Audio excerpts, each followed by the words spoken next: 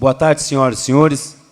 Dando continuidade aos trabalhos, convidamos a excelentíssima senhora Procuradora do Ministério Público, junto ao Tribunal de Contas do Estado de Minas Gerais, Cristina Andrade Melo, para falar sobre o controle da oferta da educação infantil. Ela é mestra em Direito Administrativo pela Faculdade de Direito da Universidade Federal de Minas Gerais. A procuradora Cristina Andrade Melo foi procuradora também do Estado de Minas Gerais. Boa tarde. Boa tarde a todos. Meu nome é Cristina Melo. Como fui apresentada, eu sou procuradora do Ministério Público de Contas. O Ministério Público de Contas é uma instituição que atua junto ao Tribunal de Contas, no mesmo prédio, inclusive. E eu queria agradecer muito o Henrique pelo convite que me fez de palestrar esse ano, nesse encontro técnico TCE e Municípios 2018. E esse ano eu escolhi como tema da minha palestra a educação infantil. Não sei se já está. Já está pronto aí? O controle da oferta da educação infantil. Pegando como tema, como norte principal, a meta 1 do Plano Nacional de Educação, que trata justamente sobre a educação infantil. Então, eu estruturei essa palestra em 4 eixos. O primeiro eixo é o direito à educação infantil na Constituição e leis correlatas. Nós vamos analisar a evolução do direito à educação infantil na Constituição e até a implementação dele no Plano Nacional de Educação. No segundo momento, vamos fazer um diagnóstico da meta 1 no Brasil e em Minas Gerais, com dados disponíveis do INEP, que estão disponíveis no site PNE em Movimento. No terceiro momento, vou falar de algumas ações que os municípios podem adotar para efetivar a meta 1 no âmbito de suas competências. E, por último, vou fazer algumas recomendações do Ministério Público de Contas com a finalidade de efetivação da meta 1.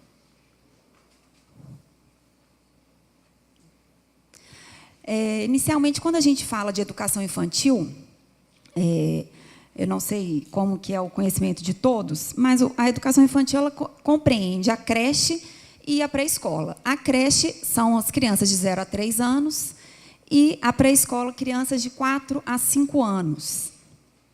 E na Constituição da República, tem um artigo que diz assim, que é a atuação prioritária dos municípios a educação infantil e o ensino fundamental. Ou seja, os municípios eles têm que atuar prioritariamente nessas 2 áreas da educação, na educação infantil e no ensino fundamental.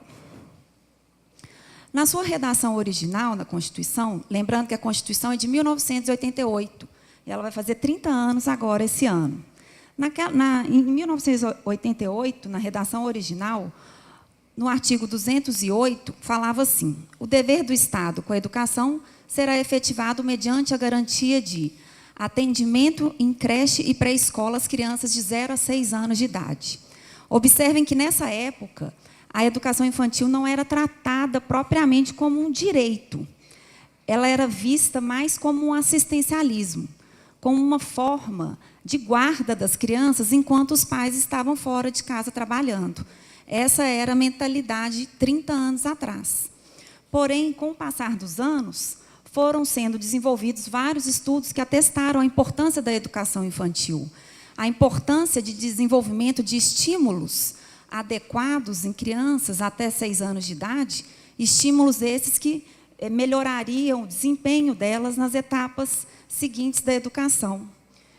E aí, acompanhando essa evolução científica, a Constituição foi alterada, sofreu uma emenda em 2006, para falar o seguinte, o dever do Estado com a educação será efetivado mediante a garantia de educação infantil em creche e pré-escola às crianças até 5 anos de idade. Então, pela primeira vez, a Constituição utilizou essa expressão, educação infantil, para falar que ela deveria ser garantida às crianças até 5 anos de idade. E aí, em 2009, a Constituição sofreu uma nova alteração nessa temática, E foi redefinido o artigo 208, inciso 1, para falar o seguinte: o dever do Estado com a educação será efetivado mediante a garantia de educação básica obrigatória e gratuita dos 4 aos 17 anos de idade, assegurada, inclusive, sua oferta gratuita para todos os que a ela não tiveram acesso na idade própria. Então, a Constituição, a partir de 2009, estabeleceu que a educação, a partir dos 4 anos de idade, é obrigatória. De 0 a 3 anos não é obrigatória, mas a partir de 4 é. E ainda, no artigo 6º da Emenda Constitucional 59, dispôs que o disposto no inciso 1º do artigo 208, aquele que eu acabei de ler, deverá ser implementado progressivamente até 2016, nos termos do Plano Nacional de Educação, com apoio técnico e financeiro da União. E aí a gente já parte agora para o Plano Nacional de Educação. Só para fechar aqui, pela Constituição, o direito à educação infantil está garantido desde a sua redação original e sofreu algumas alterações ao longo dos anos, no sentido de evoluir, né? No sentido de estabelecer a obrigatoriedade da educação infantil a partir dos 4 anos de idade. Aí veio o Plano Nacional de Educação, que é uma lei federal de 2014, e estabeleceu logo na sua meta 1 o seguinte: universalizar até 2016 a educação infantil na pré-escola para crianças de 4 a 5 anos de idade e ampliar a oferta de educação infantil em creches de forma a atender, no mínimo, 50% das crianças de até 3 anos até o final da vigência deste PNE. O PNE é o Plano Nacional de Educação, ele foi sancionado em 2014, tem validade por 10 anos, então até 2024. Então, o que essa meta 1 falou? Até 2016, 100% das crianças de 4 a 5 anos têm que estar na pré-escola. E, até 2024, pelo menos 50% das crianças de 0 a 3 anos têm que estar em creches. E essa meta 1, ela foi repetida nos diversos planos municipais de educação. Pelo menos todos os planos municipais de educação que eu analisei dispunham no mesmo sentido.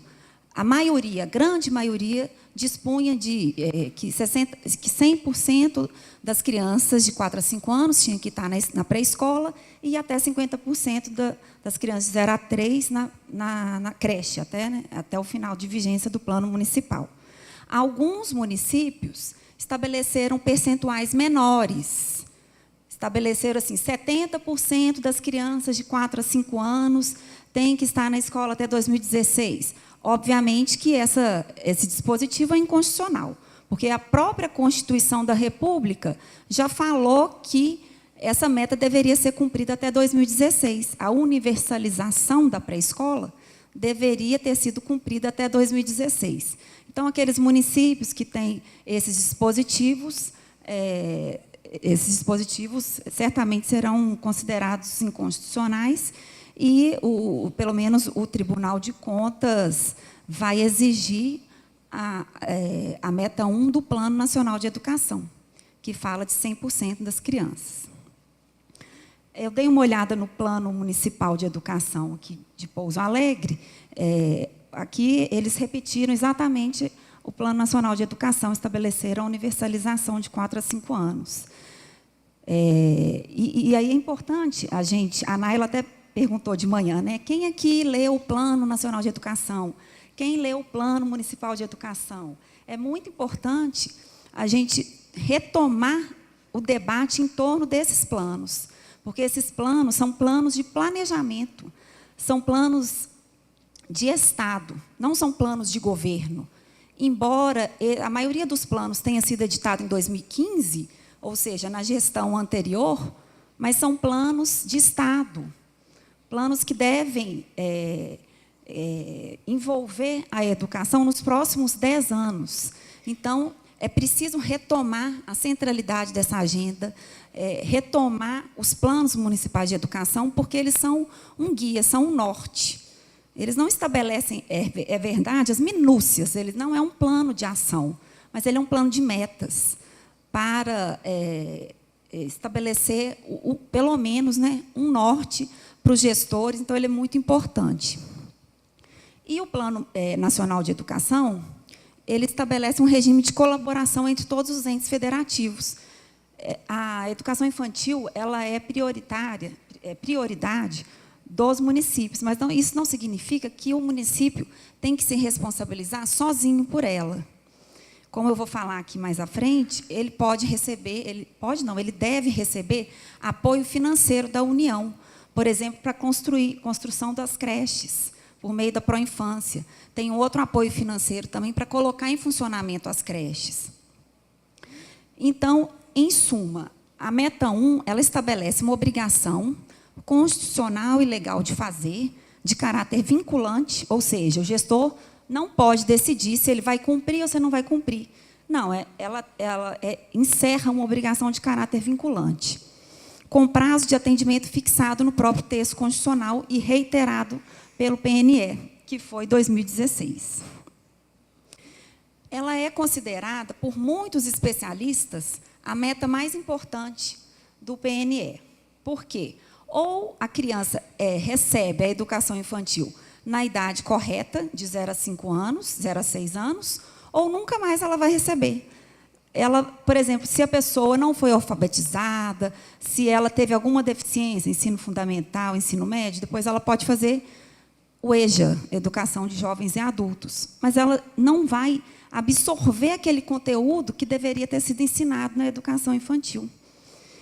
E ela vai carregar o resto da vida essas deficiências. Então, por isso, essa meta 1, ela é considerada a mais importante e a mais urgente, a mais premente. E aí, por essa razão também, o Tribunal de Contas da União, não o Tribunal de Contas do Estado, que está fazendo esse evento, escolheu essa meta para fazer uma grande auditoria operacional, e mais para frente eu vou falar mais detalhes sobre ela. Então, aqui, passando para a segunda etapa, para a segunda fase aqui da palestra, fazendo um diagnóstico da meta 1, a despeito do arcabouço normativo, todos esses artigos, essa Constituição, o Plano Nacional de Educação, todos prevêem a educação infantil no plano normativo. Mas, a despeito desse arcabouço, a primeira conclusão que os órgãos responsáveis pelo monitoramento do PNE chegaram, no caso é o INEP, foi no seguinte sentido: a meta de universalização da pré-escola não foi cumprida dentro do prazo estipulado pela Constituição e pela Lei 13.005, que é o Plano Nacional de Educação. Então, quer dizer que esse órgão, o INEP, fez uma projeção de 2015, 2016, e chegou a essa conclusão, que a meta 1, a meta de universalização da pré-escola, né, daquelas crianças de 4 a 5 anos, não foi cumprida no prazo de 2016. Aí, nesse gráfico, vocês podem observar as barras mais escuras, verdes, são o percentual da população de 4 a 5 anos que frequentava a escola ou a creche, de 2004 a 2014. Então, as barras mais escuras são essas, de 2004, lá pequenininho, até 2014. Observa-se que houve uma grande evolução, porque, em 2004, 72% só das crianças de 4 a 5 anos estavam em creche pré-escola. Aí nós chegamos, em 2014, com 89,6%. De fato, houve uma evolução. Mas aí o INEP fez uma projeção para 2015 e 2016, utilizando como parâmetro o histórico de 2004 a 2014, e chegou à conclusão que, em 2016, apenas 92,8% das crianças de 4 a 5 anos estavam matriculadas em creche e pré-escola. O desafio é muito grande. E aqui tem outro gráfico que nos fala sobre como os estados brasileiros estão em pé de desigualdade nessa questão. Esse gráfico fala do percentual da população de 4 a 5 anos que frequentava escola ou creche em 2014, por estado. Aquele menorzinho ali é o Amapá, lá do lado esquerdo. Apenas 71,9% das crianças de 4 a 5 anos frequentava a pré-escola. Ao passo que Piauí e Ceará, aqui do lado direito, os maiores, estão praticamente universalizados já. E lá na ponta, né, os que não estão com os menores percentuais, Amapá, Amazonas e Acre, que tem menos de 80% das crianças de 4 a 5 anos na creche, pré-escola. Minas Gerais está com 90,7%. Então, 90% das crianças mineiras estão na pré-escola ou na creche. É um percentual maior do que a média nacional, que a média nacional está em 89,6%, mas ainda se percebe que falta muito para atingir o percentual de 100%. E aí, saindo dos números percentuais e indo para os números nominais, segundo o IBGE, a partir dos resultados da PNAD divulgados em 2015, havia 7,7 milhões de crianças de 0 a 3 anos que não frequentavam creche nenhum turno, o que representa quase 75% das 10 milhões de crianças brasileiras nessa faixa etária. E pior, havia cerca de 600 mil crianças de 4 a 5 anos fora da pré-escola, o que representa quase 10% da população nessa faixa etária. Ou seja, ainda existe 10% da população de 4 a 5 anos que não frequenta a pré-escola. E aí, passando para a terceira etapa aqui dessa palestra, como eu disse anteriormente, considerando que a meta 1 foi considerada a meta mais urgente, a mais importante, ela foi escolhida pelo Tribunal de Contas da União para fazer uma fiscalização sobre o acesso à educação infantil. E essa auditoria ela está descrita no Acórdão 2775, que eu até anotei aqui o número, eu recomendo fortemente a leitura desse acórdão, porque é muito esclarecedor e muito didático. Eu selecionei algumas passagens dessa auditoria que foi realizada para tratar aqui. Os objetivos dessa auditoria foi avaliar as medidas adotadas pelo governo federal, lembrando que o Tribunal de Contas da União que tem competência para fiscalizar a União. Então, se o Tribunal de Contas do Estado quisesse fiscalizar a União, ele não podia. Então, precisaria de ser o Tribunal de Contas da União. Então, ele queria avaliar as medidas adotadas pelo governo federal, pelo MEC, e pelas prefeituras municipais para dar concretude às estratégias do PNE no que concerne a sua meta 1. E o segundo objetivo, avaliar as medidas adotadas pelos entes federativos para promover o funcionamento das creches e pré-escolas construídas com recursos federais por meio da Proinfância. Portanto, lendo, né, esse acórdão, a gente vai identificar diversas ações. Eu destaquei algumas que dizem respeito diretamente aos municípios. É claro que esse acórdão ressaltou algumas deficiências do MEC, né, a falta de organização, a falta de orientação aos municípios. Foram destacadas inúmeras irregularidades. Mas aqui eu quero trazer algumas ações que podem ser implementadas pelos municípios para a efetivação da meta 1. Então, a primeira ação seria realizar um planejamento para o levantamento da demanda e estabelecimento de metas de expansão da rede pública de creches e pré-escolas. De fato, o planejamento é a primeira ação de qualquer atuação estatal que se pretenda ter sucesso, porque é impossível você desconstruir uma realidade sem, ao menos, saber o que é preciso anteriormente. Então, a primeira coisa, as providências preliminares. A primeira é o dimensionamento da quantidade de crianças a serem atendidas pelo município. Então, o próprio município que vai saber precisar qual é a quantidade de crianças que ele precisa atender. Então, as crianças de 0 a 6 anos, quantas são essas crianças no meu município? E ele tem que fazer esse planejamento não só da demanda manifesta, não só daquele pai que procura à escola querendo matricular o filho, ele tem que se preocupar também com a demanda não manifesta, com a demanda oculta. Mais para frente eu vou falar sobre a busca ativa. É aquela criança cujo pai e a mãe sequer procuram a escola. Então, essas crianças são as mais vulneráveis. E elas precisam serem atendidas e serem consideradas para fim de planejamento. O município tem que se planejar considerando essas duas demandas, a demanda manifesta e a demanda oculta.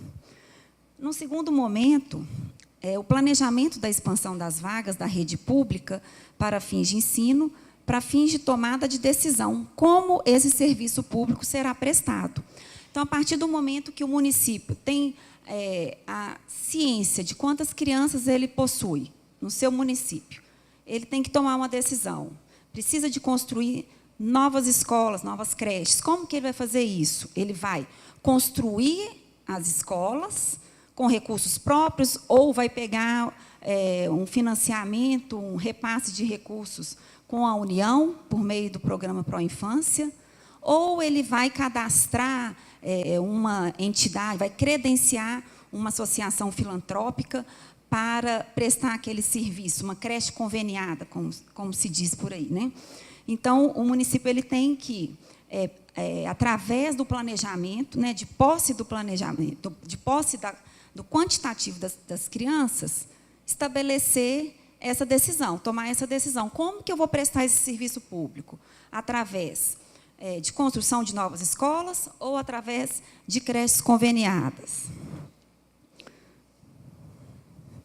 Isso tudo que eu estou falando está previsto na estratégia 1.3, porque a meta 1 do Plano Nacional de Educação, ela possui 17 estratégias. E as estratégias, elas são vistas como plano de ação. Elas dizem como alcançar a meta 1. Então, tem 17 estratégias que dão um caminho, que dão uma ideia, ao menos, de como alcançar a tão almejada universalização da pré-escola. E a meta 1.3 fala assim: realizar periodicamente, em regime de colaboração, o levantamento da demanda por creche para a população de até 3 anos, como forma de planejar a oferta e verificar o atendimento da demanda. Vejam que eu até grifei aqui levantamento da demanda, para lembrar que esse levantamento da demanda ela tem que incluir a demanda manifesta e a demanda oculta. Né? Como eu coloquei aqui, a demanda não manifesta, a gente vai encontrar ela lá na estratégia 1.15, que eu vou falar mais para frente. E a estratégia 1.16 fala assim: o Distrito Federal e os municípios, com a colaboração da União e dos estados, realizarão e publicarão a cada ano levantamento da demanda manifesta por educação infantil em creches e pré-escolas, como forma de planejar e verificar o atendimento. É preciso que o município dê publicidade às famigeradas listas de espera, né, para a creche, porque, dessa forma, ele vai incentivar o controle social e vai evitar que aquela lista de espera seja burlada de alguma maneira, algum favorecimento. É preciso ter uma lista de espera e que o município tem que seguir à risca. Mas, a despeito disso tudo que eu falei, saiu uma manchete no portal G1 Educação, que trouxe um achado de auditoria, daquela auditoria realizada pelo TCU, no seguinte sentido: quase metade dos municípios não sabe quantas crianças de 4 a 5 anos estão fora da escola, diz levantamento do TCU. De fato, a auditoria do TCU verificou que, dos 799 municípios fiscalizados, 55% responderam que havia instituído processo de trabalho devidamente formalizado de levantamento de demanda por educação infantil. Então, quer dizer, se 55% afirmaram que instituíram trabalhos formalizados, processos de trabalho formalizados para levantamento da demanda, significa que 45% não instituíram esse processo de trabalho. Por isso, a manchete do jornal está correta. Quase metade dos municípios não sabem quantas crianças de 4 a 5 anos estão fora da escola. E essa é a situação de Belo Horizonte. De Belo Horizonte, apesar de ter informado que faz um processo de levantamento da demanda, Belo Horizonte não instituiu este processo de maneira formal. Então, não se sabe, por certo, como é feito esse processo de levantamento de demanda, o que é muito prejudicial, porque favorece a descontinuidade da política pública. Porque, se mudar o gestor, aí o gestor seguinte pode não fazer. Então, quer dizer, se hoje é feito o processo de levantamento de demanda, né, em Belo Horizonte, é porque o gestor entende que é necessário, o gestor quer se planejar, mas e se o gestor seguinte não tiver o mesmo pensamento? Então, é por isso que é preciso estabelecer, formalizar, por meio de atos normativos internos, formalizar o processo de trabalho, como será feito esse levantamento de demanda, quais bases de dados serão buscadas. Existem inúmeras bases de dados, né, inúmeros órgãos que fazem esse tipo de trabalho. Então, qual que foi a conclusão da auditoria, dessa auditoria do TCU? Muitos municípios deixam de realizar o levantamento e outros que o realizam o fazem de modo inadequado e insuficiente. O desconhecimento da demanda prejudica o planejamento da oferta, uma vez que o ente não consegue precisar o esforço de expansão necessário para atender a população local. Então, quer dizer, se o município sequer sabe quantas crianças de 0 a 6 anos ele tem no seu território, como que ele vai planejar a oferta? Como que ele vai planejar a expansão da rede pública de pré-escola e creche? Ele não consegue, porque o planejamento, o levantamento da demanda é o ponto de partida.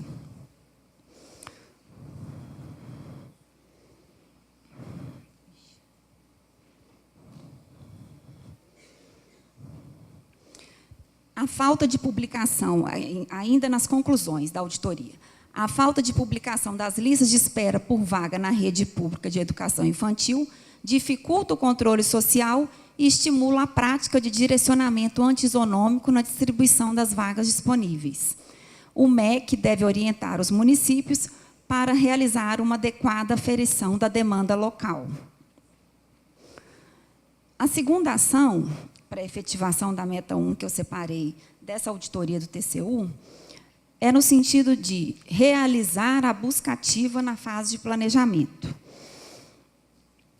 Como eu disse anteriormente, a busca ativa ela está expressamente prevista na estratégia 1.15 do Plano Nacional de Educação, no seguinte sentido: promover a busca ativa de crianças em idade correspondente à educação infantil, em parceria com órgãos públicos de assistência social, saúde e proteção à infância, preservando o direito de opção da família em relação às crianças de até 3 anos. Por quê? A educação de 0 a 3 anos, não, como eu disse, ela não é obrigatória. Então, o município ele tem que respeitar o direito de opção dos pais, se eles querem colocar na creche ou não. Mas o que é busca ativa? Eu trouxe aqui um conceito, porque o Tribunal de Contas da União identificou que muitos gestores estavam confundindo busca ativa com um outro processo de controle escolar, controle de frequência escolar.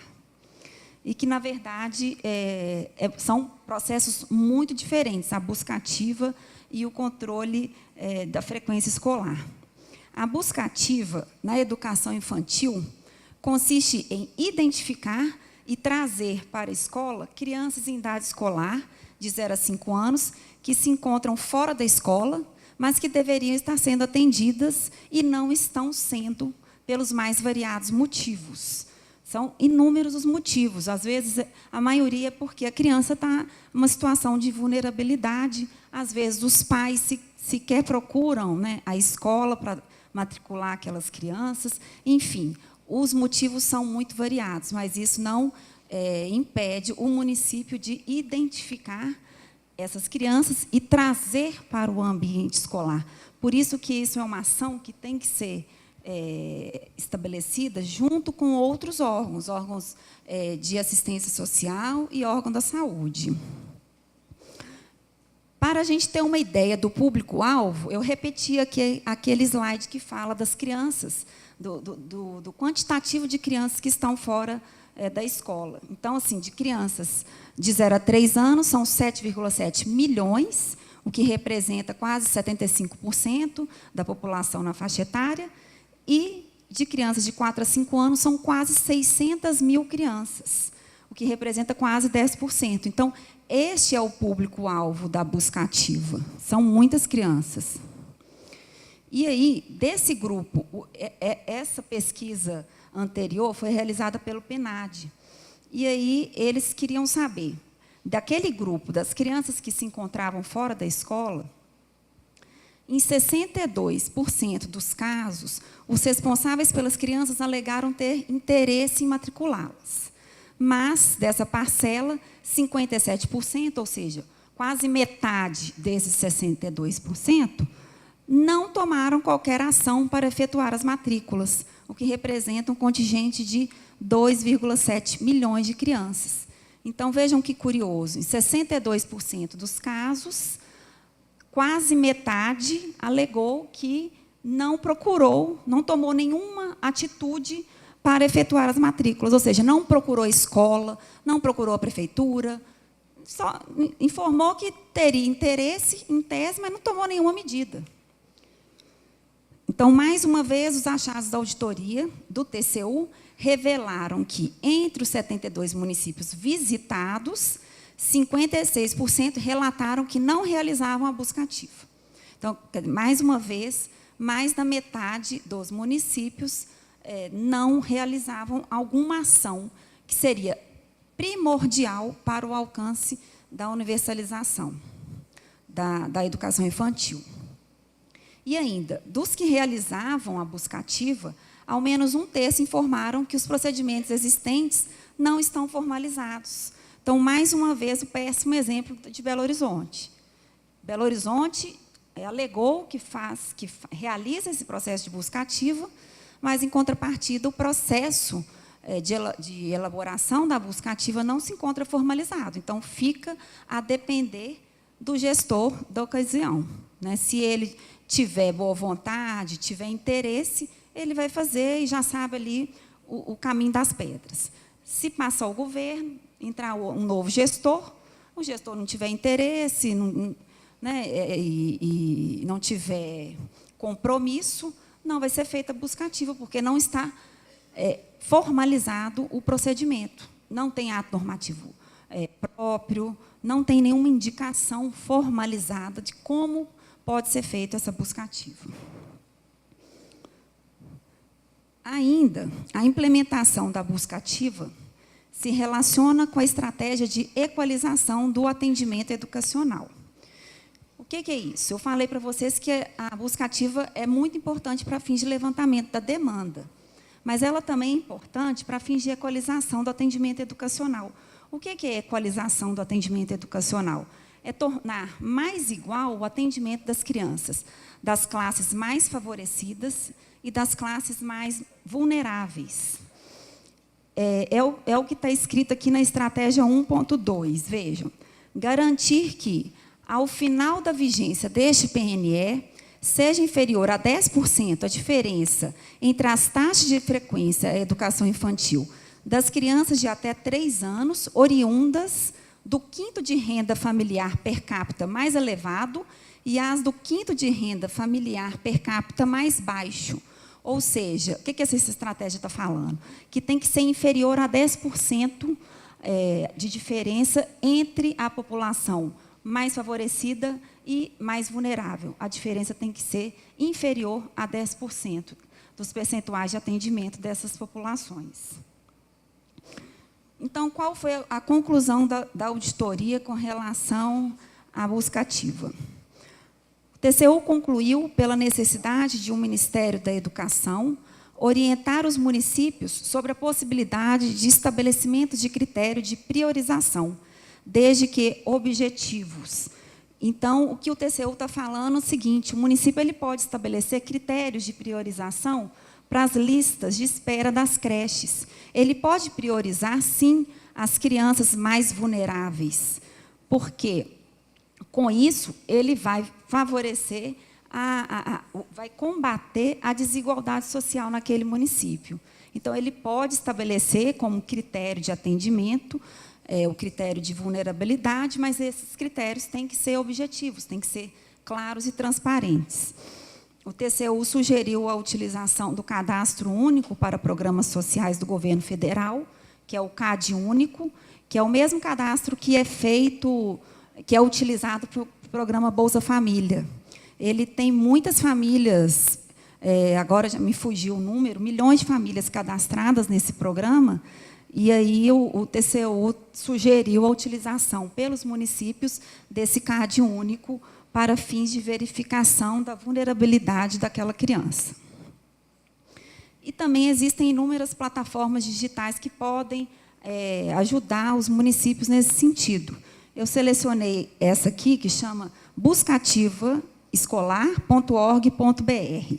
Essa é uma plataforma digital dentro desse programa Fora da Escola Não Pode, um programa criado pela Unicef, com o apoio da Undime. Essa plataforma ela é gratuita e ajuda os municípios a combater a exclusão escolar e também a realizar a buscativa. Ela trata de controle, registro, tem inúmeros dados, né, para auxiliar o município a identificar aquelas crianças que estão fora da escola.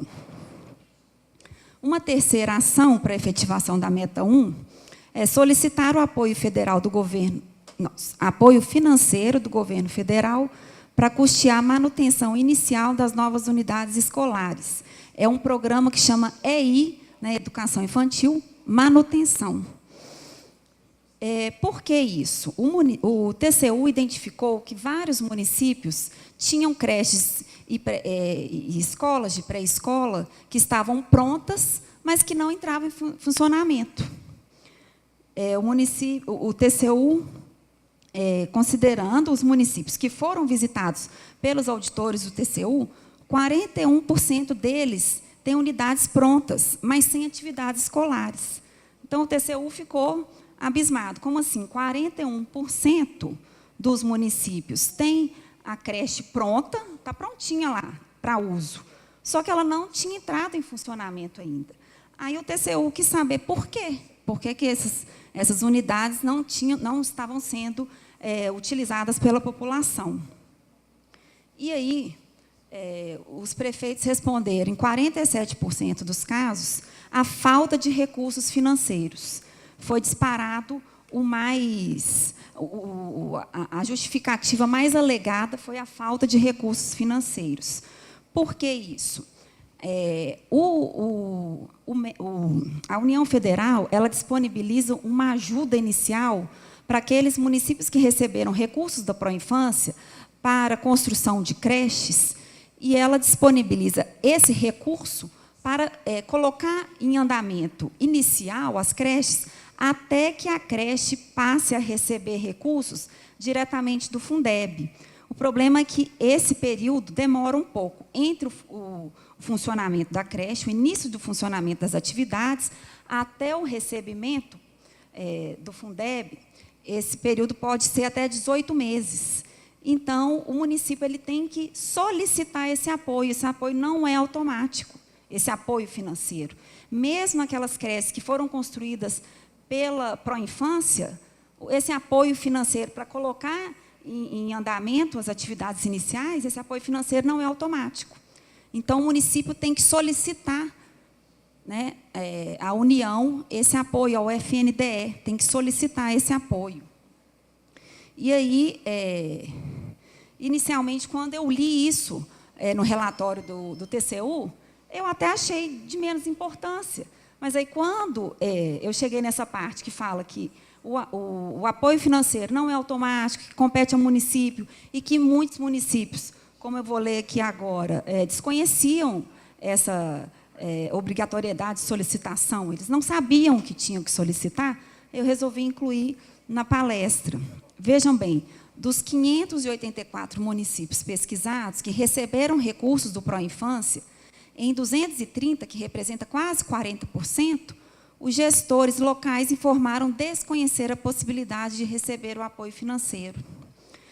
Mesmo entre os 117 municípios que possuíam unidades do Proinfância concluídas, o percentual de gestores que desconhecem o EI manutenção, né, que é o apoio financeiro, é expressivo, alcança 37%.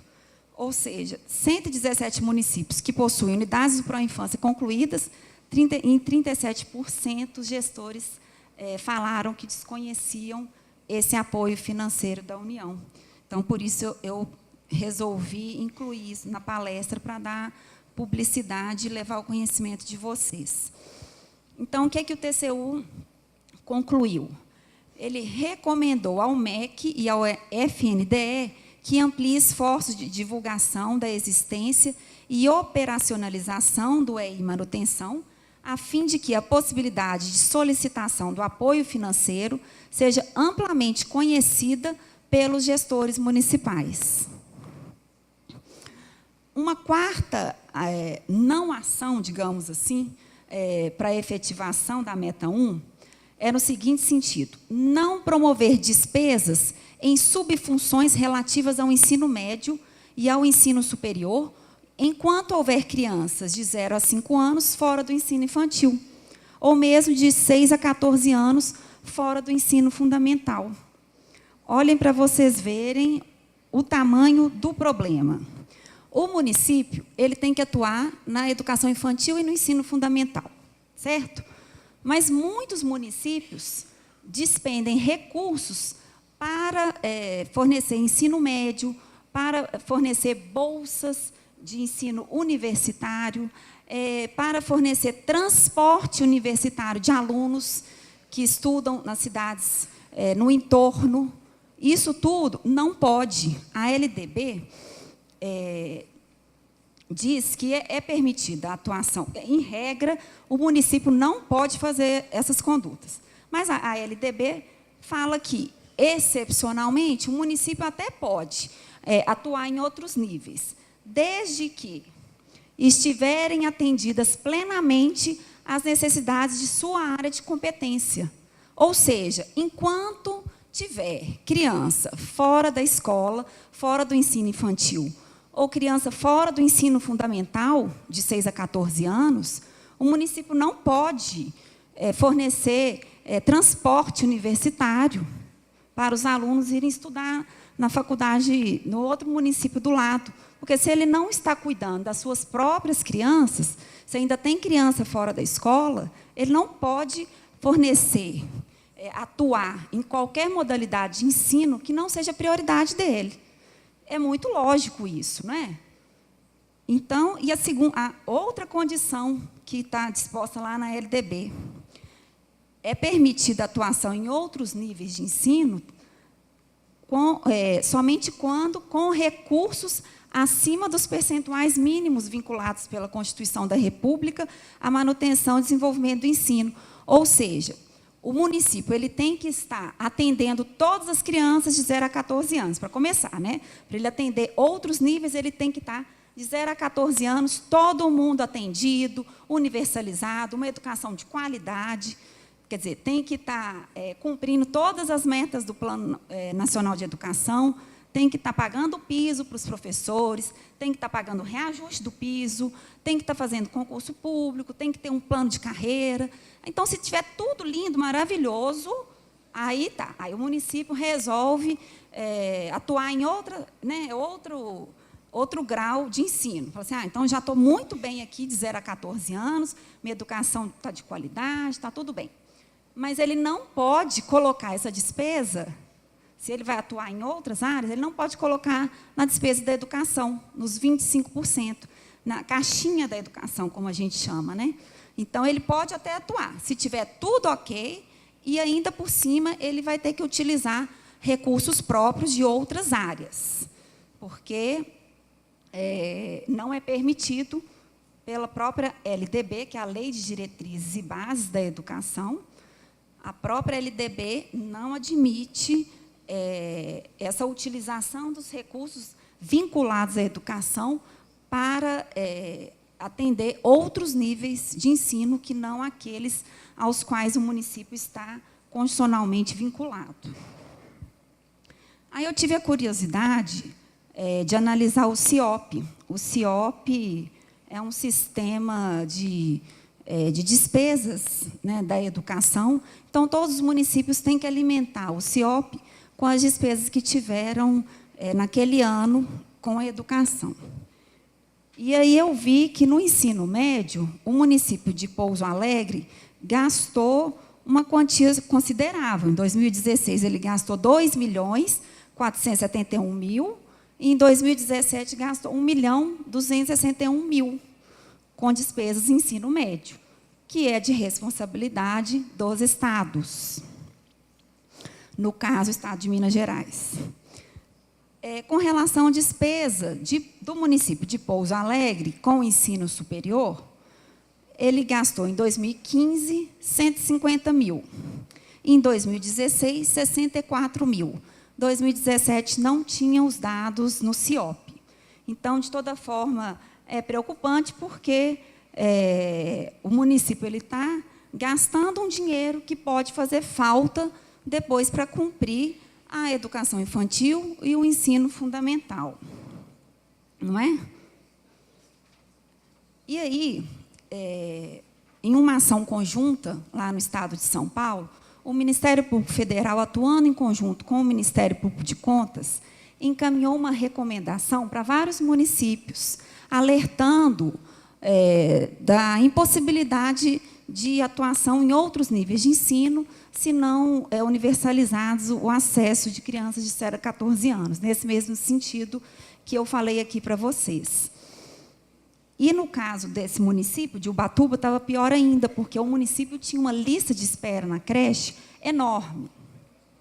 Então, o Ministério Público Estadual, lá daquele município, queria firmar um TAC, um termo de ajustamento de conduta com o gestor, para ele dar um jeito naquela lista de espera.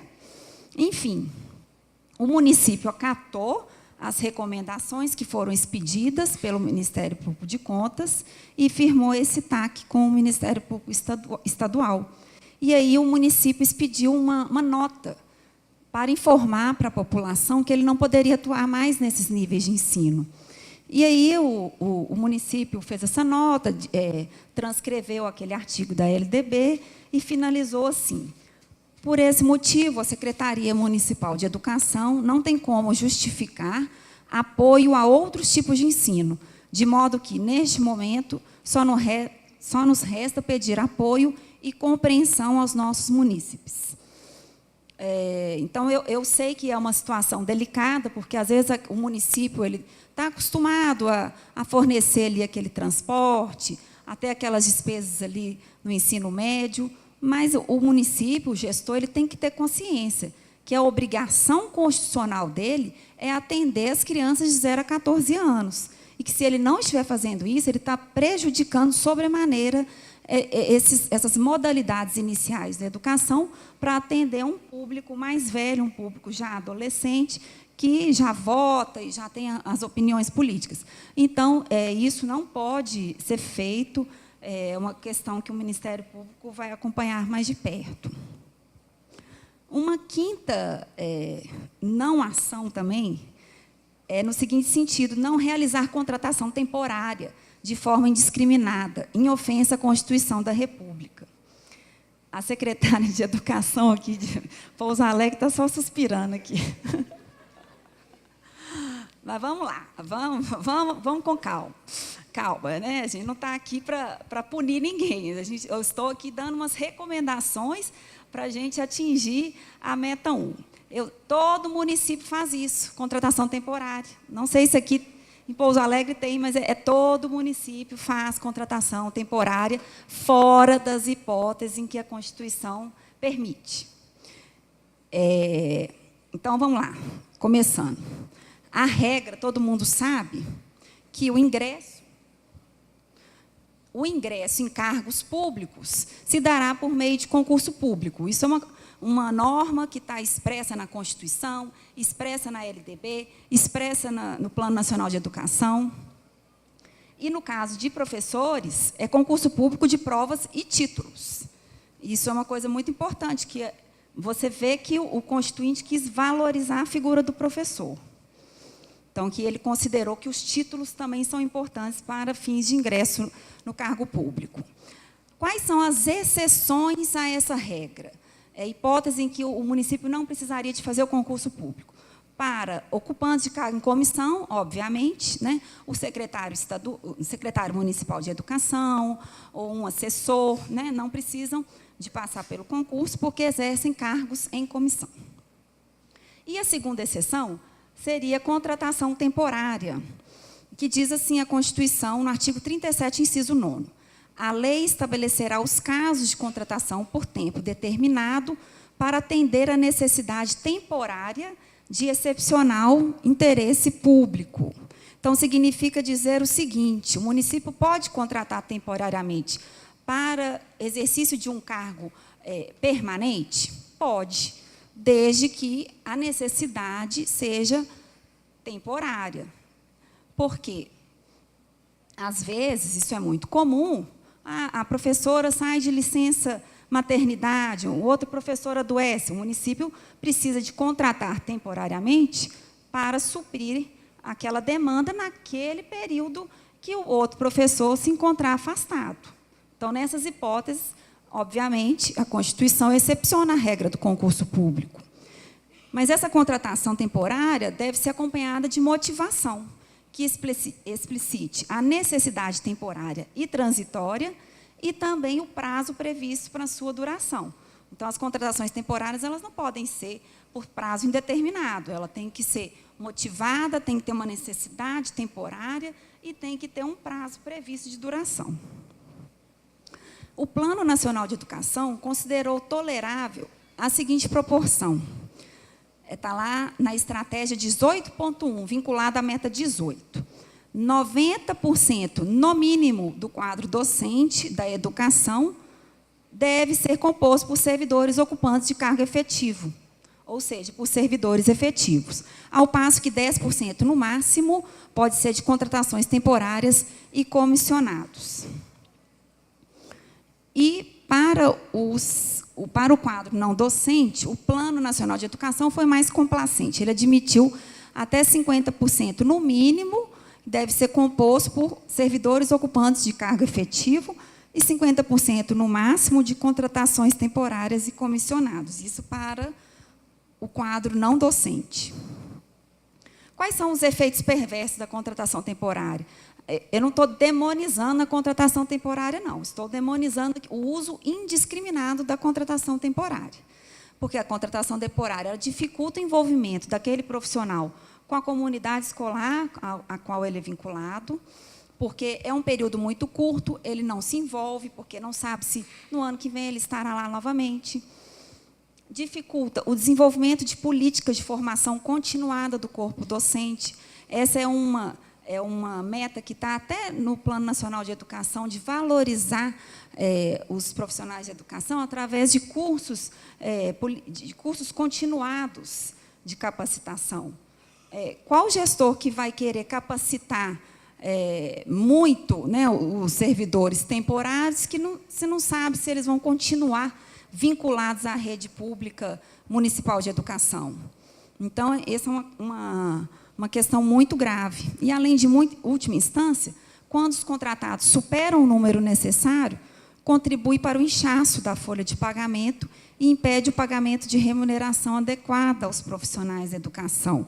O que acontece é o seguinte: às vezes tem município que está com a folha de pagamento tão inchada, porque tem muita contratação temporária indiscriminada, e que o município já não consegue pagar nem um reajuste do piso, porque já está lá no limite da lei de responsabilidade fiscal, já está gastando tudo que pode com despesa de pessoal, e aí não consegue nem dar o reajuste para os professores. Então, o que tem que ser feito? Tem que ser feito uma análise com uma lupa bem grande nessa folha de pagamento, para tentar identificar ali se aqueles contratados temporários estão em excesso. Será que precisa disso tudo mesmo? Tem que fazer, né, um estudo nesse sentido. E aí, só lembrando para vocês que uma das competências, né, uma das atribuições do Tribunal de Contas é apreciar, para fins de registro, a legalidade dos atos de admissão de pessoal a qualquer título. O que é isso? O tribunal ele tem que analisar os atos de admissão de pessoal de todos os municípios mineiros. Então, aí, nessa oportunidade, o tribunal pode falar, mas que contratação temporária é essa, fora dessas hipóteses constitucionais? Né? Então, o tribunal, agora, ainda mais, diante dessa meta do Plano Nacional de Educação, a meta 18, da estratégia 18.1, o tribunal vai olhar isso com mais cuidado. E aí, por fim, a última não ação para a efetivação da meta 1 é não permitir ou tolerar que servidores da educação trabalhem em desvio de função ou sejam cedidos irregularmente para outros órgãos. É muito comum também, todo mundo sabe, que nos municípios existem servidores que deveriam estar vinculados à Secretaria de Educação, mas estão cedidos para outros órgãos, com ônus para a prefeitura. Então, às vezes, o servidor está cedido lá para a delegacia, lá para o fórum da cidade, ou então está em desvio de função dentro da prefeitura, às vezes um servidor da Secretaria de Educação, que está lotado lá no gabinete do prefeito, ou então na Secretaria de Saúde. Né? Então, o que significa isso? É um descalabro para a gestão de pessoal. Primeiro, aqui, eu queria só conceituar, né, o que é o desvio de função, porque, às vezes, eu fico utilizando aqui um linguajar jurídico e a gente precisa de colocar as coisas bem claras. Ocorre desvio de função na hipótese em que um servidor público desempenha serviços não inerentes ao cargo que possui e para o qual não prestou concurso público. Então, é um servidor que ele está exercendo funções não inerentes ao cargo dele e para o qual ele não fez o concurso público. Então, ele está exercendo função em outro cargo. Então, ele fez concurso público para a Secretaria de Educação, mas ele, na verdade, está exercendo o cargo ou na prefeitura, no gabinete do prefeito, na Secretaria da Saúde. Então, esse fenômeno, a gente fala que está em desvio de função. E aí, os problemas de gestão que isso ocasiona para o município são muito grandes. Por exemplo, um primeiro problema que eu relacionei aqui, quando esse servidor que está em desvio de função ou cedido, ele é remunerado com recursos do Fundeb. Porque, como vocês sabem, 60% dos recursos desse fundo da educação básica, que chama Fundeb, 60% dos recursos devem ser utilizados para pagamento de pessoal. E aí, se o servidor está em desvio de função ou cedido regularmente, significa o quê? Que ele não está no exercício das funções dele, nas funções de docência ou não docência, mas vinculadas à Secretaria de Educação. E ele continua recebendo com esses 60% do Fundeb, está errado. Então, está uma violação à Lei 11.494, que é a lei que instituiu o Fundeb. E ainda, também está violando o artigo 212 da Constituição, que fala que 25% dos recursos têm que ser destinados à educação. Porque, a partir do momento que o município remunera aquele servidor que está em desvio de função ou cedido irregularmente, a partir do momento que ele remunera com 60% do Fundeb, o Fundeb entra na caixinha dos 25%. Então, é como se ele estivesse falando para o tribunal, olha, eu gastei 25% na educação, minhas contas devem ser aprovadas. Só que, na verdade, na hora que você abre essa caixinha, está lá que ele remunerou servidor que está em desvio de função com recurso do Fundeb. Pode isso? Não pode. Então, aí o tribunal vai glosar. E aí, se ele glosa, aí o percentual cai. Se cair para menos de 25%, aí as contas do prefeito vão ser rejeitadas. Né? O tribunal vai emitir um parecer pela rejeição. E ainda por cima de tudo, esse é o pior problema que pode acontecer, esse último aí, ó. Contratação temporária para substituir servidor que está em desvio de função ou cedido irregularmente. O Quer dizer, isso é o pior dos mundos, né? Porque aí você tem um servidor, só que ele está em desvio de função ou cedido irregularmente, aí você contrata temporariamente um outro para cumprir a função daquele que está em desvio de função. Então, quer dizer, essa contratação temporária é válida? Não. Não está não é uma exceção que está prevista na Constituição, né, para essa contratação temporária.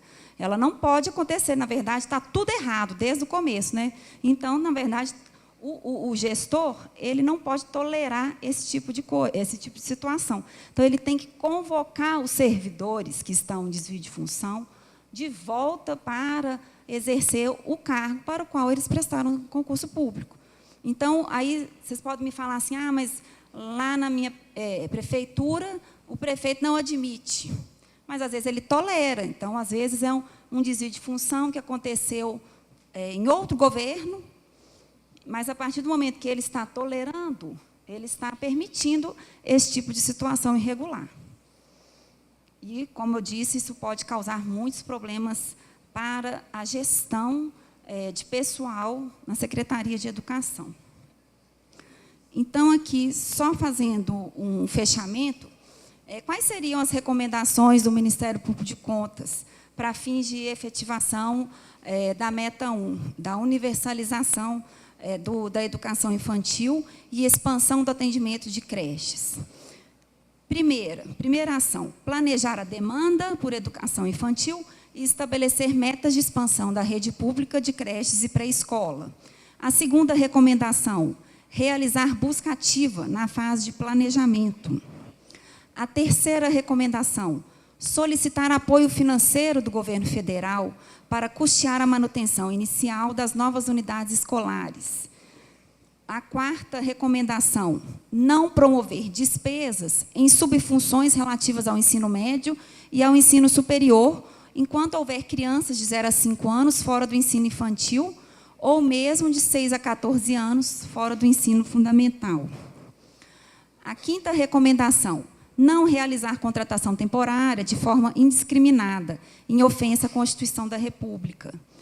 E a sexta recomendação, não permitir ou tolerar que servidores da educação trabalhem em desvio de função ou sejam cedidos irregularmente para outros órgãos. Então, era isso. Gostaria de agradecer a todos. Gostaria de me colocar à disposição. A palestra está disponível, ficará disponível no site da Escola de Contas. E é isso. Boa tarde a todos. Muito obrigada.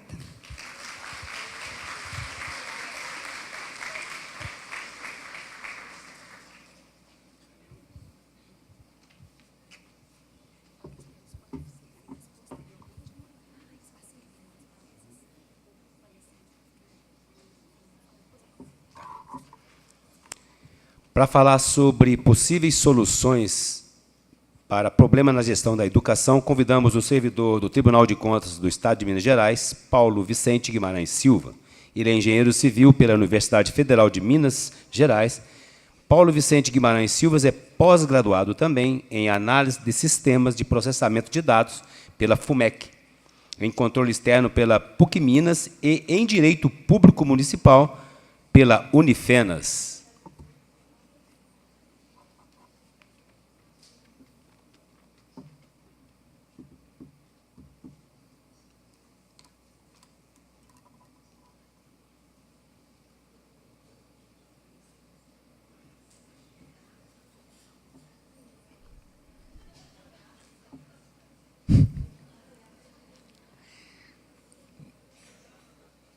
Vocês estão olhando para tem que olhar para o nosso palestrante?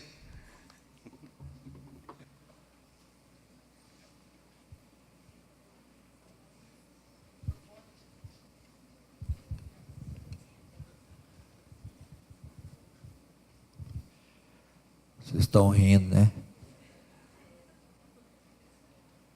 Sabe qual que é o meu nome? Meu nome é Educação. Gostaria que vocês me levassem a sério.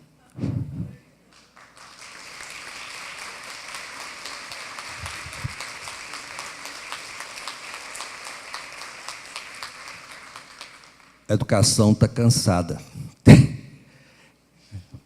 onde que ela busca forças?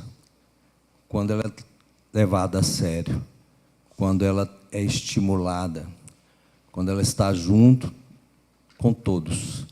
Ela não é sozinha, né? A gente lembra lá atrás do Cristo, não aquele que está ali crucificado, mas aquele ágil. O único título que ele aceitou foi de mestre. E vocês, como mestres, senhores da educação, mais ainda, têm a responsabilidade de seguir os passos do Cristo. A educação está em toda parte. Quem aqui de vocês estudou em escola pública? Por favor, levanta a mão. Eu também estudei. Vocês sabiam que o nosso conselheiro-presidente, melhor dizendo, Dr. Cláudio Terrão, foi um menino de rua? Foi engraxate? E quem permitiu que ele saísse desse lugar foi nada mais, nada menos que a educação.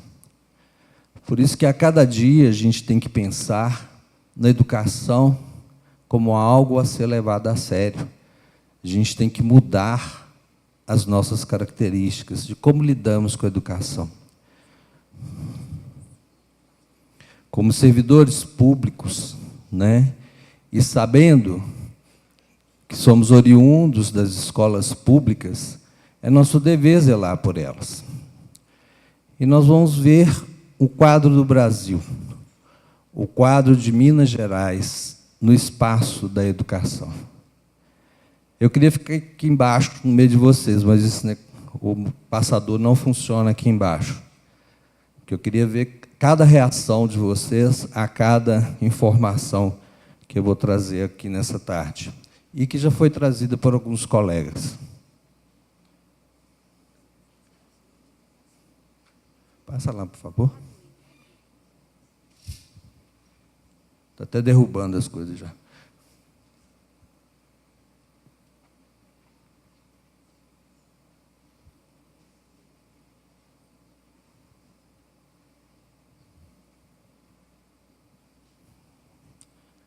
Passou.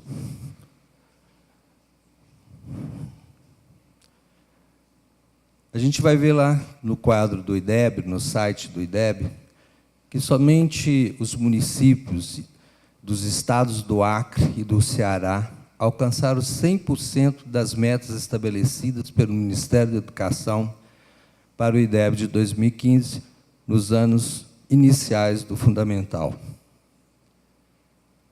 Olha a nossa situação. Dos municípios do Brasil inteiro, né? Só 2 estados conseguiram atingir, todos os seus municípios atingiram 100% nos anos iniciais. E essa aí é a melhor resposta que nós temos de índice de IDEB dentro da educação.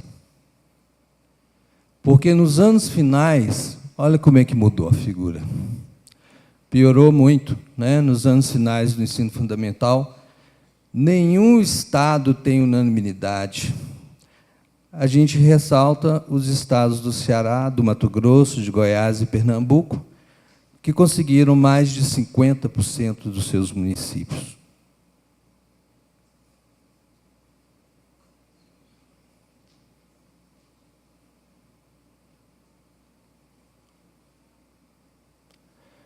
Já no ensino médio, né, no 3º ano, destaco os estados do Amazonas, Goiás e Pernambuco, que alcançaram a meta do IDEB nas 3 etapas: ensino fundamental, anos iniciais e finais e médio.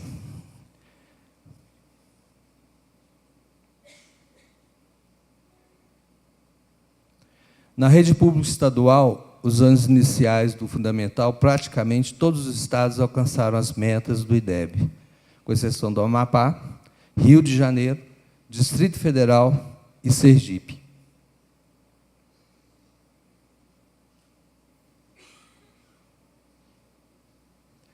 A transparência internacional, todo mundo aqui já ouviu falar da transparência internacional? Ela mede, né, o índice de corrupção, de transparência dos municípios, da sociedade como um todo, em 176 países. Esse organismo divulga anualmente em seu site os resultados das pesquisas dos níveis de corrupção de diversos países comparados entre si.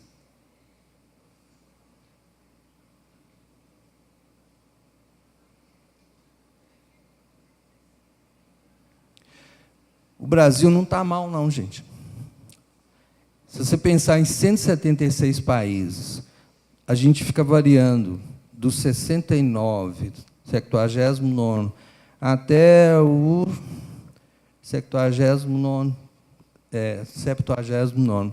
Então, em 176, nós estamos variando aí desde 2007 nesse lugar.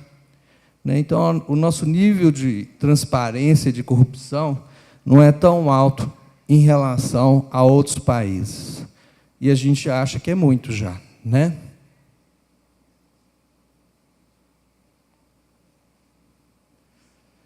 Pelos resultados também, que a gente tem o ranking nacional da transparência, divulgado pelo Ministério Público, o nível de transparência de estados e municípios brasileiros aumentou cerca de 33% em 6 meses, de 2015 para 2016, a partir da atuação do Ministério Público, no Brasil como um todo.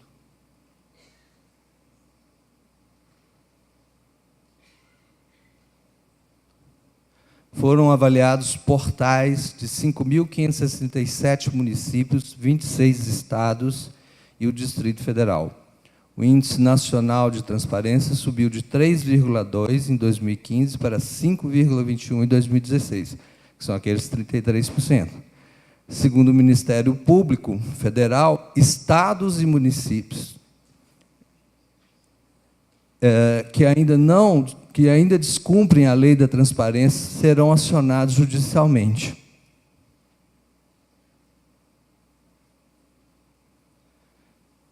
Já outra ação, o Ministério da Transparência, Fiscalização e Controladoria Geral da União, para exercício de suas competências, desenvolveu uma metodologia para medir a transparência pública em estados e municípios brasileiros, à escala Brasil Transparente, EBT.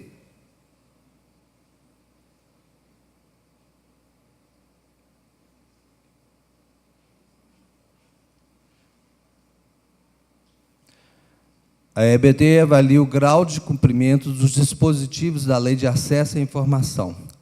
A EBT, a CGU, pretende aprofundar o monitoramento, transparência pública e gerar um produto que possibilite o acompanhamento das ações empreendidas por estados e municípios no tocante ao direito ao acesso à informação. Por que a gente está dando essa ênfase toda em relação à transparência? O que vocês acham? Gostaria de ouvi-los.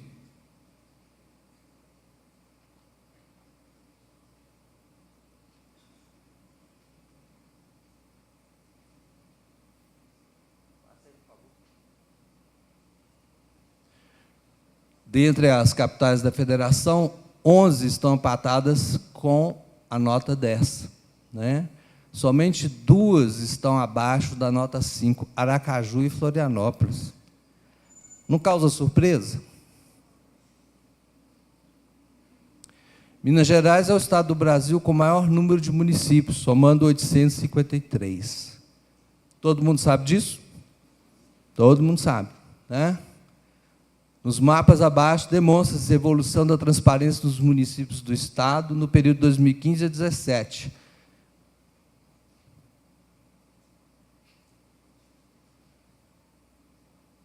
Olha a cara, passou aqui, peraí, deixa eu voltar. Essa já é a segunda avaliação. Volta um, por favor. Olha lá. Em 2015... nós estávamos cinzentos, ou seja, não tinha nada, absolutamente nada, não tinha como eles fazerem qualquer tipo de avaliação a nosso respeito. Só tinha os vermelhinhos, o vermelho, que é de 0 a 2, a nossa nota estava baixíssima ali, e só ali na região metropolitana de Belo Horizonte é que estava melhorzinho. Já em 2016, já deu essa reação aí, né? Já tem mais gente vermelha, né? E já começaram a aparecer uns verdinhos lá também.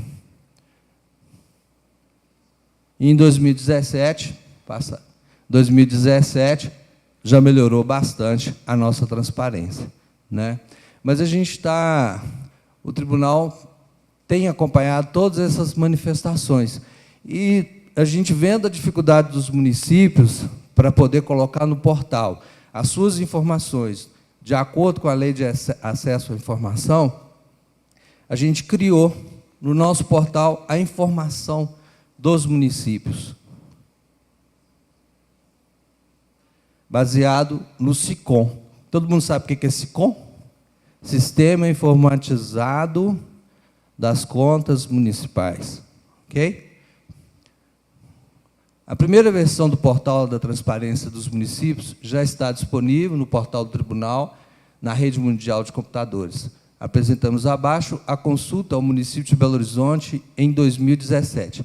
Ali está o site de entrada do Fiscalizando com o TCE.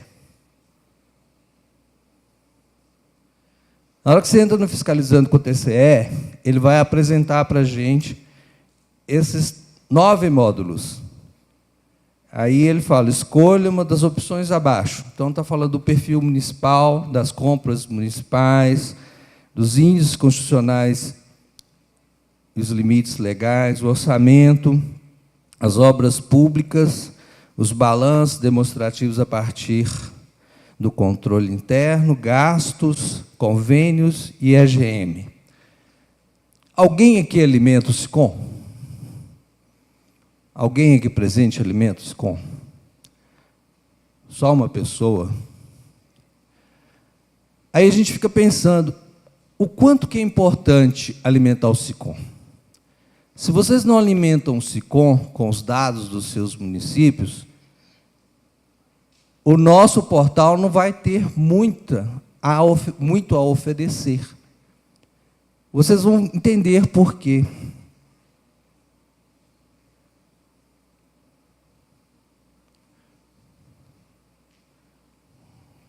O acesso se dividiu em 9, né, já falei. O primeiro perfil municipal são apresentados o Índice de Desenvolvimento Humano, DH, Produto Interno, PIB, né, comparativo do PIB e IDH, receita arrecadada.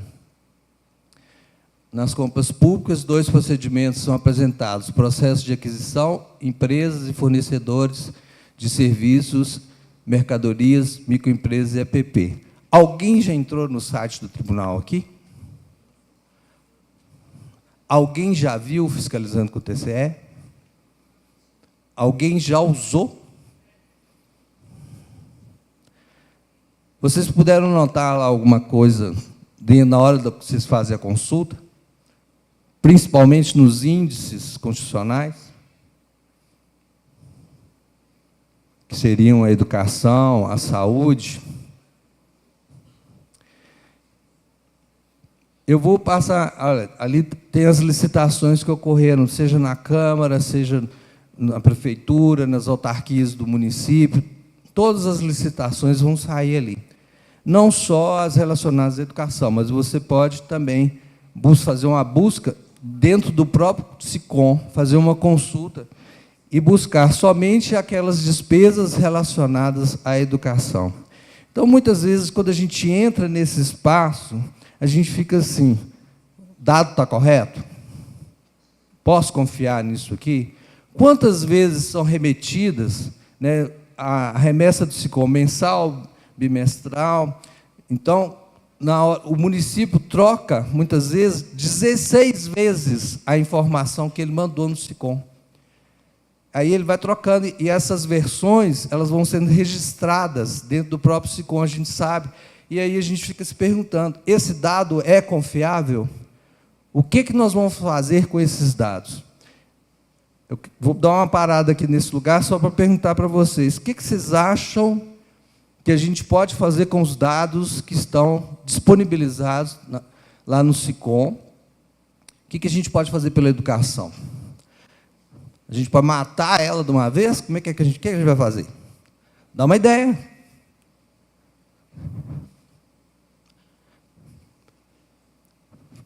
A doutora Cristina estava falando aqui que tem escola, mas não tem recurso financeiro para ativar aquela escola. Cadê o planejamento? Aonde está o planejamento do município? Aonde está a lei orçamentária do município? Aonde está o material escolar, as mesas, as cadeiras? Aonde estão os computadores? Onde estão, né, melhor dizendo, os computadores? O que nós estamos fazendo pela educação? Nós vamos continuar parados, sentados à frente da nossa mesa, ou mesmo dentro da sala de aula, dentro de uma caixinha, e não preocupar com a educação a nível geral? Como é que vai ser isso? Que educação nós estamos esperando das nossas escolas? Se a gente ficar parado ali, nós vamos acrescentar o que educação? Só a nossa colaboração? Ou nós vamos buscar o conjunto? Como que vai ser? Qual que é a nossa atitude? A maioria de vocês não participou do nosso encontro passado, do ano passado.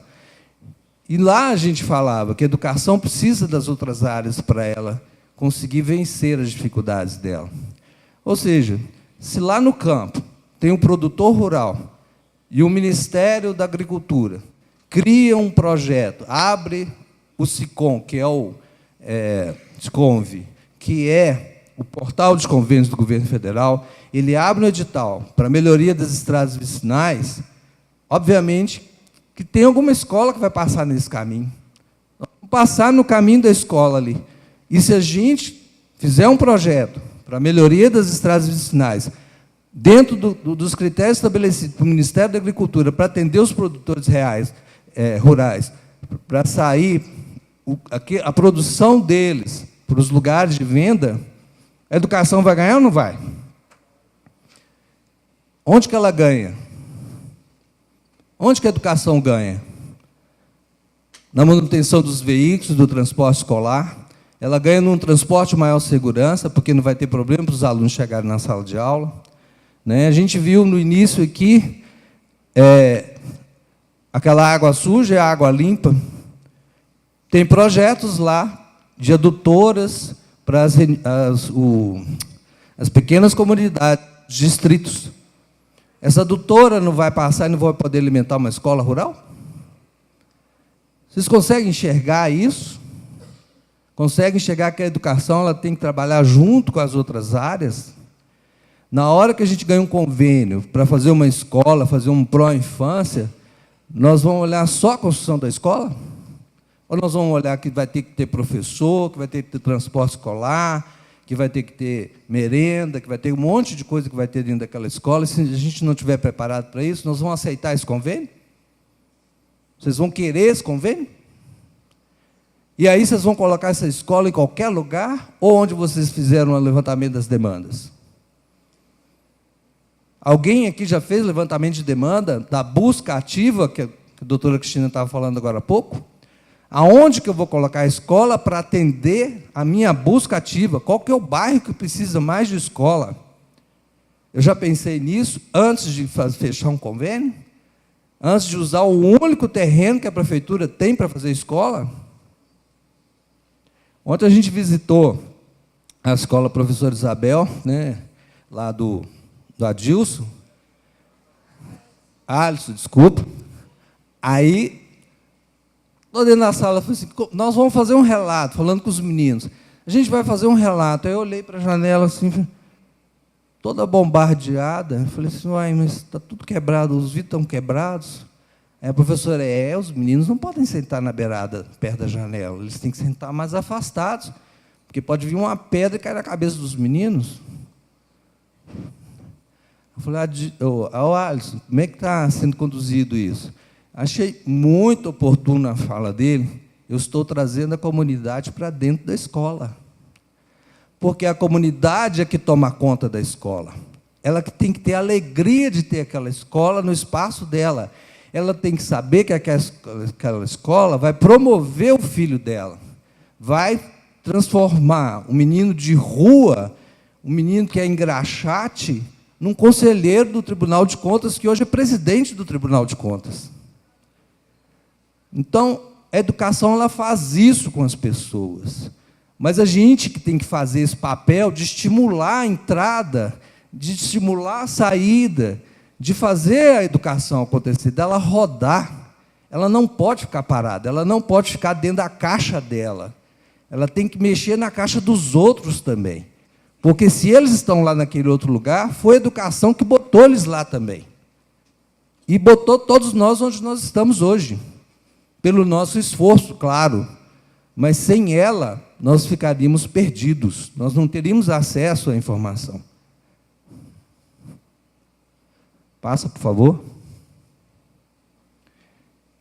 A gente já adiantou, já falou das obras. Vocês vão ter obra desde 2013.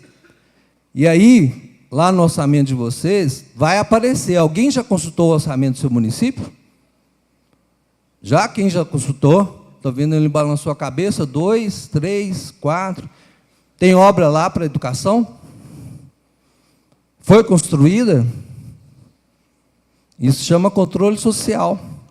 Vocês vão falar para nós. Nós não temos perna para andar em 853 municípios. Vocês têm que falar, está previsto no orçamento aqui, até agora a escola não levantou, não saiu do chão, não tem nem fundação.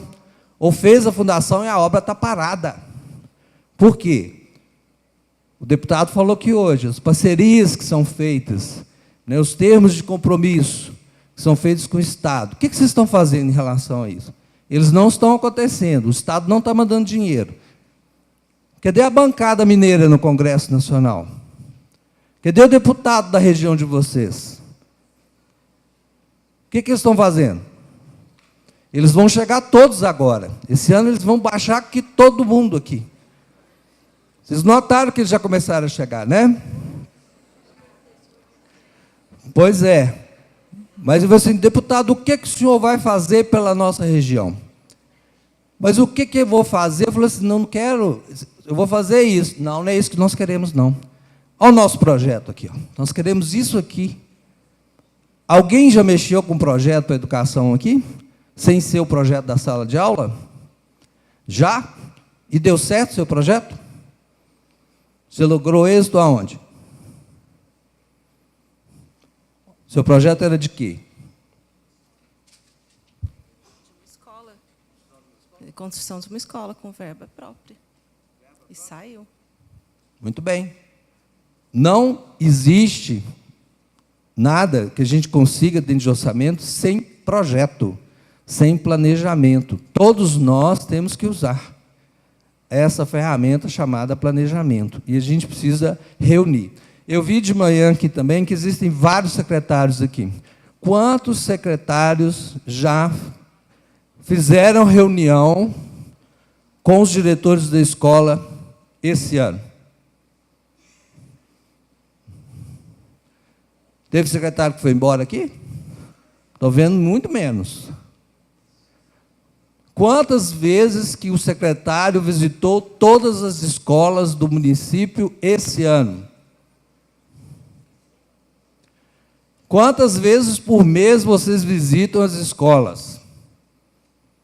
Uma vez? Hã? O mínimo. Todos visitaram uma vez todas as escolas dos seus municípios? Ou só quando dá BO, como diz a colega aqui? Pois é. A gente não consegue fazer política de educação se a gente não vai lá ver o problema. Né? Passa, por favor. Passa. Passa. Lá no Fiscalizando com o TCE, vocês vão ver todos os gastos que ocorreram dentro do município. E vocês vão poder conferir se gastou mesmo. Porque vai estar lá os gastos que o seu município fez. Aí você vai olhar assim, aqui tem um posto de saúde, mas comprou medicamento. Mas outro dia eu fui lá, não tinha nada. Aí começa a perguntar. Cadê o medicamento que vocês compraram? Está aqui, ó, fiscalizando com o TCE. É isso que a gente espera. Quando a gente coloca à disposição da população as ferramentas de transparência, Porque isso é importante, porque vocês têm que fazer o controle social mesmo, né? Porque para nós lá fez a licitação. Para nós lá tem a foto da obra, mas vocês vão saber se realmente aquela obra era necessária naquele local. Eu já fui fazer auditoria, eu tenho 25 anos de tribunal. Fui fazer auditoria no município, que construiu um posto de saúde no meio do mato. Eu falei, como é que o médico vem aqui? Não sei. Como é que a população vai vir aqui que não tem uma casa aqui perto? Só tem uma ali que eu estou vendo. Cadê as outras casas? Também não sei. Eu falei, por que construiu? Ah, porque o dinheiro chegou. Eu falei, o dinheiro chegou, e aí? O que nós vamos fazer? Nós vamos usar, né? Eu falei, então, tá bom. Mas para que serviu? Não tinha política pública ali, né? Não tinha projeto, não tinha local para se fazer. Quando se faz levantamento de demanda, qual que é a primeira providência que vocês têm que tomar, se não tem escola naquela região? Qual que é, gente? Pode falar. Não sabe, não? O que é? O que a senhora acha que é? Tem que fazer uma escola. E a senhora tem que fazer primeiro, o que a senhora tem que fazer? Planejar. Mas planejar, fazer o que nós vamos... Aonde que vai ser essa escola? O local, né? A gente tem que comprar o espaço para a gente construir aquela escola que vai atender aquela demanda. Não é no lugar onde o município já tem terreno. A gente precisa saber aonde precisa colocar uma escola e ela vai atender a 500, 5 mil pessoas de acordo com a necessidade. Um posto de saúde da mesma forma. Então, não é só a educação. Por isso que eu falo que a educação não trabalha sozinha. Porque na hora que você construiu aquela escola ali, qual posto de saúde que vai atender aquela escola? Qual que é a unidade que vai dar suporte psicológico àquelas crianças que estão ali? Nós não vivemos situações de violência dentro da escola? Vive ou não vive? Existe edital do Ministério da Justiça pedindo projetos na área de violência contra a mulher? Alguém já viu? Eu já vi. Eu já vi. Projetos de violência contra a mulher. Isso cabe dentro da educação, da rede escolar? Cabe, né? A gente tem que valorizar a mulher. Que ela é o sexo frágil. Parece que não é, mas é. Porque não tem testosterona, né? A energia do homem é diferente da energia da mulher, por isso está dando até briga aí na justiça dos transexuais, não é isso? Porque eles têm o hormônio, eles jogam vôlei, bate uma bola muito mais forte que uma mulher, né? Então não tem como eles competirem. Passa, por favor. Passa, por favor. Aí, obrigado. Convênio, já falamos também, pode passar. Vocês não estão notando que tudo que vocês precisam saber para fazer o controle social está lá dentro do Fiscalizando com o TCE? Você acha que o mapa ali não vai ficar todo vermelhinho agora? Mas para que o mapa fique todo vermelhinho, que a gente tenha uma nota de 0 a 2, pelo menos na transparência, né, o tribunal está ajudando agora nesse momento. Mas vocês, um dia, não vão precisar mais do tribunal para isso, não. Vocês vão dar conta de fazer o portal de vocês. Vocês vão fazer. Todos os municípios que estão aqui têm portal? Algum não tem, melhor dizendo? Algum de vocês aqui não tem portal? Eu vou conferir quando eu chegar no tribunal. Vou pegar tudo. O que não tiver, eu vou dar uma carta. Passa, por favor. Agora, esses são os dados, né, pessoal? A gente está brincando aqui de uma certa forma, mas para que servem os dados? Qual o louco que vai dar dinheiro para vocês se ele não tiver uma estatística do que vocês estão pedindo? Qual o louco que vai colocar o dinheiro na mão de vocês se ele não souber que vocês são capazes de executar aquele projeto? Seja do governo federal, seja dos órgãos de fomento internacional, muitas pessoas estão preocupadas com a educação. dentro e fora do nosso país. Mas eles precisam de dados. Eles precisam saber, na busca ativa de vocês, quantos meninos estão fora da sala de aula. Aonde ficam esses meninos? O que vocês querem fazer por esses meninos? Quantas famílias estão na rua? Quantas famílias têm filhos de 0 a 14 anos e que estão na rua? A zoonose. Quantos cachorros estão na rua sem ser vacinados? Tudo isso são números, são dados. A gente precisa de dados, né? E vocês podem saber com clareza também que o município que vive do seu lado enfrenta as mesmas dificuldades que vocês. E vocês podem criar projetos que sejam comuns a toda uma região. E aí, de novo, a gente grita, por quem? Pela bancada mineira no Congresso Nacional. Sabe quanto que foi uma emenda de bancada do exercício de 2017 para 2018, que foi colocado no orçamento de 2018? Quanto que é um valor da emenda de bancada? Alguém tem ideia aqui? Uma emenda de bancada, ou seja, a bancada mineira faz uma emenda onde ela vai trabalhar um projeto que vai atender toda uma região aqui. Ou ela vai construir um hospital, ou ela vai construir vários postos de saúde, ou ela vai botar a polícia na rua com vários automóveis. Ela vai fazer alguma coisa com aquele dinheiro. Quanto que vocês acham que é? Uma emenda. Dá um chute aí, gente.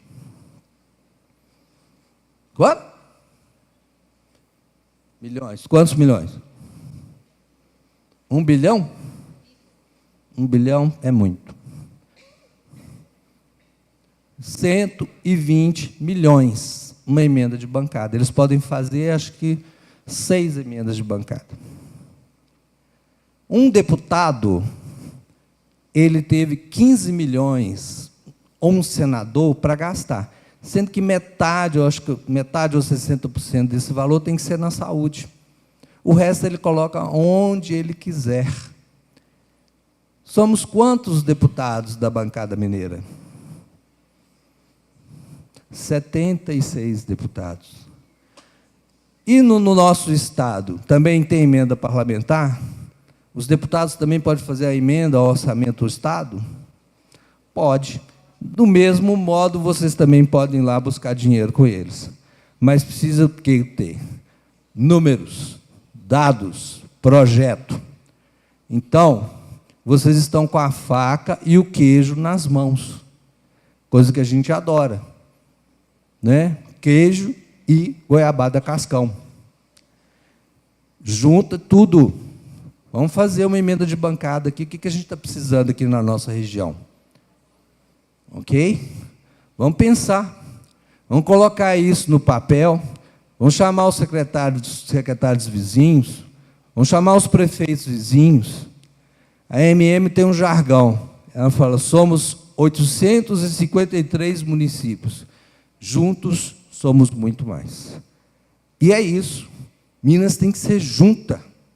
Ela tem que produzir junto. Passa, por favor. Passa, por favor. O nosso slogan é esse. A escola na formação e o tribunal na fiscalização. Nós estamos fiscalizando vocês? Ou nós estamos dando uma sacudida em vocês? Vocês vão continuar deixando a educação ser uma palhaça? Que todo mundo fala, critica e que dê ação. Que dê o movimento. Vocês têm que saber das coisas. E nós estamos entregando isso na bandeja para vocês.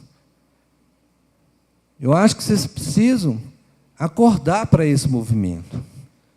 Alguém já teve essa curiosidade de olhar o que está acontecendo no seu município, de uma maneira macro? Já? Isso é importantíssimo. Passa, por favor.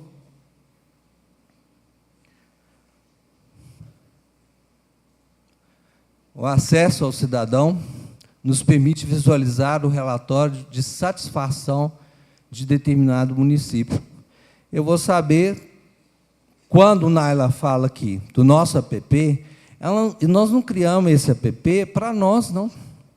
Nós criamos esse app para o uso de vocês. Quem já baixou o aplicativo depois da fala da Naila? Levanta a mão, por favor. Já baixou antes. Quem não baixou? Pode levantar a mão, gente, só para a gente ter uma ideia de dados. Por que não baixou? Agora eu quero saber por quê. Hã? Sem internet? Ah! Pois é, sem internet. Acabou de falar aqui que é o salário. Pois é, mas até para reivindicar esse piso salarial de vocês, vocês precisam saber dos dados, né? Então, na hora em que eu falei assim, falei com os alunos lá da escola do Alisson, tira a foto aqui da janela, a gente bota no aplicativo, eu quero ver quanto tempo que o Alisson vai demorar para consertar essa janela. Aí todo mundo, você quer? Não, começa aquela gritaria, os meninos, eu falei assim, eu realmente senti que a escola, professora Isabel, né, que ela chama, é uma escola de formação. Eu estava lá e o menino com o pé em cima da cadeira. Aí o outro assim, a postura. Rodrigo, postura. E o Rodrigo conversando, falando, olhando para lá. Rodrigo, a postura. Aí até que a professora assim, Rodrigo, postura. Aí, esticou a perninha. Na mesma hora ele ficou bonitinho lá. Falei, Rodrigo, o que eu falei? Olhou assim para mim. Falei, Rodrigo, de onde que eu vim? Aí os meninos, Belo Horizonte. Eu falei, é isso mesmo. E onde que eu trabalho, Rodrigo? Tribunal de Contas, estava escrito no quadro, né? Os meninos muito inteligentes, muito mesmo. Eu falei, quem sabe fazer conta aqui? 7 mais 7, 10. Eu falei, não. 7 mais 7, gente. Não. Aí até 14. Eu falei, 2 vezes 7. Aí demorou um pouquinho, 14. Eu falei, muito bem. Então, tabuada, na minha época, a gente tinha que aprender, porque senão ganhava palmatória, né? Agora, dos meninos é diferente, graças a Deus, né? Eu ficava com raiva, porque eu aprendi a ler na cartilha. Aí minha mãe chegou na escola, no pré-escolar ainda. Eu falei, lê aqui. Aí eu lia, mudava a página. Lê aqui. Tornava a ler. Aí a diretora da escola, ele decorou a cartilha toda. Eu falei, eu estou lendo, gente. E ele decorou a cartilha. Então, o método hoje não permite que a gente faça nem decorar. Eu tinha facilidade para decorar mesmo, mas eu não tinha decorado. Eu estava lendo, mas ninguém acreditava que eu estava lendo com 6 anos de idade. Hoje os meninos leem com 3 anos, 2 anos já estão lendo. Alguns meninos, né? Então, assim, você vê a evolução que a gente está passando. E a gente tem que acompanhar tudo isso. Na minha vida particular, eu lido como uma creche. E quando os meninos chegam na nossa creche, que é essa busca ativa, uns subnutridos, outros não sabem nem sentar à mesa, outros não sabem escovar os dentes, outros vão ao banheiro fazer suas necessidades e saem todos sujos com as próprias necessidades, ainda chega e fala assim, o monstro do cocô. Aí eu falei assim... E aí você olha e fala, meu Deus, o que eu vou fazer? Vamos tomar banho, menino. Não sei o que, bota o menino para tomar banho. Então, a escola faz isso hoje. A escola substituiu muito a família. Né? A gente tem visto essa dificuldade que muitas vezes, de limite, né? Que escolas privadas em Belo Horizonte, tive notícia também, do menino que quebrou o laboratório todo porque ele perdeu uma competição dentro da sala de aula. O pai chega, olha, morre de vergonha, vou pagar tudo. Mas e o menino? O que vai ser feito daquele menino? se ele não sabe ser frustrado. Ele não aprendeu a ter limite. Né? E na escola, na hora que falou, Rodrigo, postura, olha o limite. Né? Na hora que falou postura, ele já esticou todinho na cadeira, ficou bonitinho, olhando para mim. Eu falei, oh, que beleza, gente. Tem 10 meninos da creche para você assim. Mas é desse jeito. Né? Então, a gente passa muito mais do que vocês podem imaginar. Né? O nosso exemplo, como pessoas dentro da sala de aula, né, como seres humanos, nós estamos formando esses meninos, estamos mudando a vida deles. Né? E mais tarde vocês vão entender como que isso foi importante na vida deles, porque eles retornam para agradecer. Vários já voltaram lá na creche, minha escola, como que ela melhorou, como que ela está bonita. Isso é tão gratificante na hora que você escuta.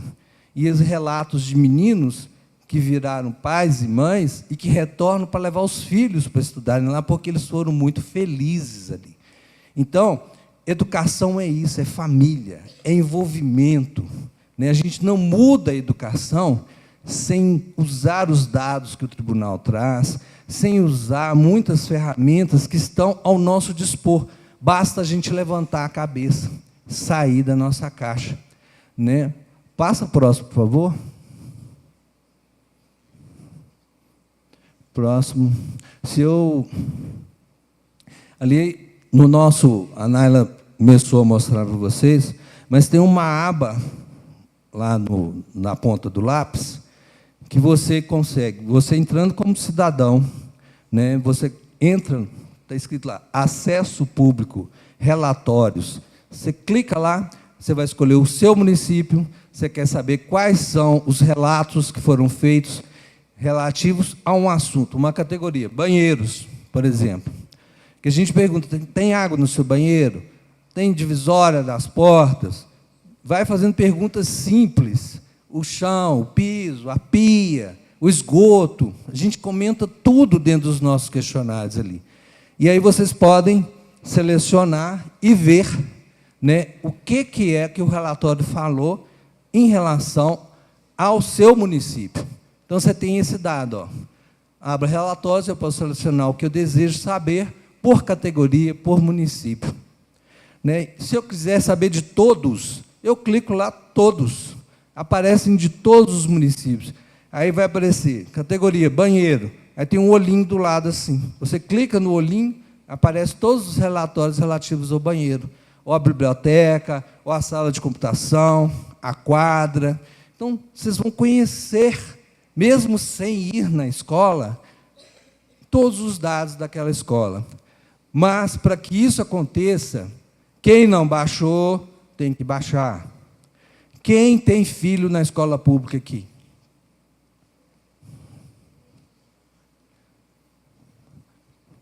Pois é. Por que a gente não coloca os nossos filhos na escola pública? Por quê? Se eu estou lá, por que eu não coloco meu filho lá? O que lá tem de diferente da escola privada? Aqui, talvez seja diferente de Belo Horizonte. Não sei se o nível de violência no interior é menor do que da capital. Mas nós visitamos escolas no município de Sabará, do ensino, escola estadual, ensino médio. A escola toda trancada. Toda.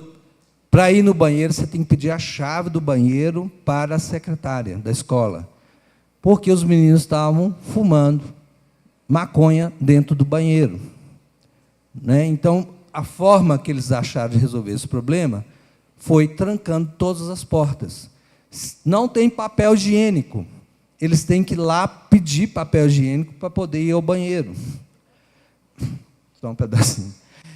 Então, vocês imaginem o regime de prisão a que nós estamos enfrentando na sociedade atual. Talvez por isso vocês não queiram colocar seus filhos nas escolas públicas. Mas o que nós vamos fazer para mudar? Está na hora de vocês começarem a escrever e mandar isso para os seus deputados. Escrever problemas da escola tal, banheiro assim, assim, assado. Vocês vão colocar também no aplicativo, com certeza, né, gente? Vocês vão colocar no aplicativo. Porque aí o tribunal também vai ter essa noção. E na hora que a gente for escolher qual município que nós vamos auditar, que nós vamos escolher qual a escola que nós vamos visitar, está ali. Essa aqui é a que tem mais número de relatos, mas ela foi o diretor da escola conseguiu resolver todos os relatos, ou conseguiu resolver 10%. Nós vamos escolher aquelas que têm mais problemas para a gente poder visitar. Né? E também a gente tem que pensar que o prefeito precisa saber que na minha escola o papel higiênico fica preso.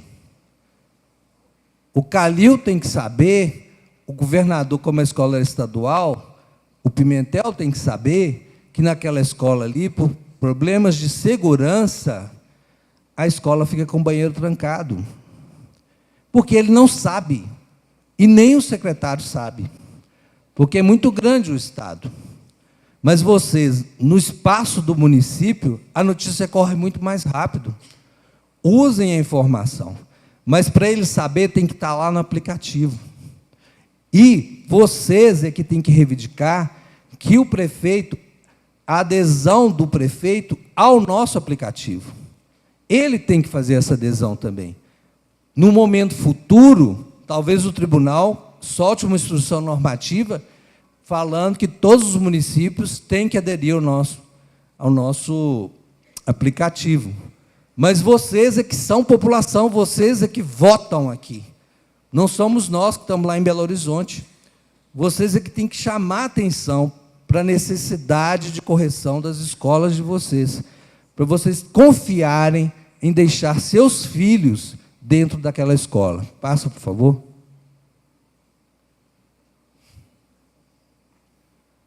Passa, por favor. Então, é o que eu acabei de falar com vocês, né? A gente está fazendo esse movimento todo porque a gente acredita na mudança do nosso país. A gente acredita que é a contribuição que a gente, nesse momento, pode dar, em vez de chegar lá e falar assim, gastou os 25%? Aonde você gastou? Deixa eu ver. Porque antigamente eu ficava na prefeitura, eu era mais bobo, ficava até 10 horas da noite na prefeitura olhando para empenho, mas não ia na escola. Hoje, a primeira coisa que eu faria, se eu fosse auditar a educação ou a saúde, eu queria conhecer todos os postos de saúde, eu queria conhecer todas as escolas, ver como é que elas funcionam, ver como é que as escolas de convênio estão funcionando. Eu tenho que ir lá e ver o que efetivamente acontece na educação. E depois olhar papel. Porque olhar papel, eu posso olhar, inclusive, até no tribunal agora, porque a gente já tem todos esses empenhos no nosso tribunal. A gente não precisa mais ficar olhando no município. Quando a gente vai para o município, a gente já vai no lugar certinho aonde está dando problema. E se vocês nos alertarem que aquele local ali fez licitação, mas ele não serve para nada, mais ainda eu tenho que ir lá para falar aqui, ó, quem que frequenta essa escola? Se lá na outra escola rural a água que serve lá é suja, por que vocês fizeram esse palacete aqui no meio do mato? Mas só vocês é que podem falar isso para nós. Porque a gente, às vezes, não consegue nem chegar na escola rural, devido às condições das estradas. Eu já fiquei atolado em estrada, passando em areal, essa questão toda, mas com a maior alegria do mundo. Por quê? Porque eu estava vindo por um motivo muito especial, que é ver meu país crescer. Então, assim, até hoje, eu visto essa camisa. Eu quero, para o meu país, uma educação que realmente transforme o ser humano. Eu quero usar todos os meios que eu tenho para isso, seja através de convênios, seja através de ajuda internacional, seja vigiando o orçamento do meu município. Eu tenho que fazer alguma coisa. Eu tenho que sair da minha caixa. Passa, por favor. A gente agradece. Quem quiser já pegar apresentação. É só botar o QR Code ali para poder ler. E gostaria, de fato, né, de sair daqui sem muletas. Volta, por favor. Volta, por favor, a imagem da apresentação. E sem precisar usar nariz de palhaço mais. Porque vocês, de fato, estão aqui, eu sei que vocês já estão tomando a educação a sério, pelo fato de estarem aqui hoje. Né, que poderiam estar fazendo qualquer outra coisa, não está aqui. Mas eu agradeço a vocês por ter disponibilizado o tempo e da energia de vocês para estarem aqui, falando e debatendo em torno da educação. E que vocês usem também o canal do tribunal, através da nossa ouvidoria, para falar, o meu município não tem isso, não tem aquilo. Eu sugiro que seja feito isso, isso e isso. Porque nós vamos juntar todas essas informações por tema e vamos levar ao conhecimento daqueles que têm condições de executar alguma coisa melhor. Então, muito obrigado a todos e parabéns por vocês estarem aqui.